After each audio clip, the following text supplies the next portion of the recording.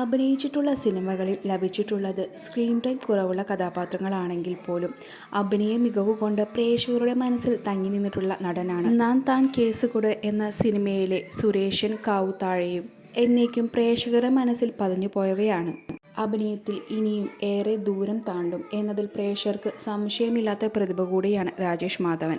നടൻ എന്നതിലുപരി സഹസംവിധായകനും കാസ്റ്റിംഗ് ഡയറക്ടറുമായ രാജേഷ് മാധവൻ വിവാഹിതനാകാൻ പോകുന്നു എന്ന വാർത്തയാണ് ഇപ്പോൾ പുറത്തുവരുന്നത്. വധു സിനിമയിൽ നിന്ന് തന്നെയാണ്. അസിസ്റ്റന്റ് ഡയറക്ടറും പ്രൊഡക്ഷൻ ഡിസൈനറുമായ ദീപ്തി കാരാട്ടാണ് വധു. ഇരുവരുടെയും വിവാഹം ഉറപ്പിച്ചതിന് ചിത്രങ്ങൾ ഇപ്പോൾ സോഷ്യൽ മീഡിയയിൽ വൈറലാണ്.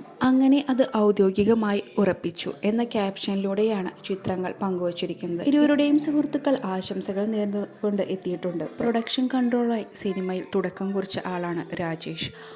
മഹേഷിന്റെ പ്രതികാരം എന്ന സിനിമയിൽ ചെറിയ വേഷം ചെയ്താണ് ശ്രദ്ധിക്കപ്പെട്ടത്.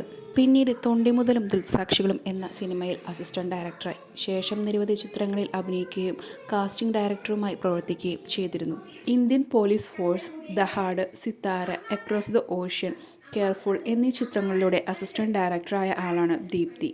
തൃതീയ എന്ന ചിത്രത്തിൻ്റെ പ്രൊഡക്ഷൻ ഡിസൈനറുമായി ദീപ്തി പ്രവർത്തിച്ചിട്ടുണ്ട്.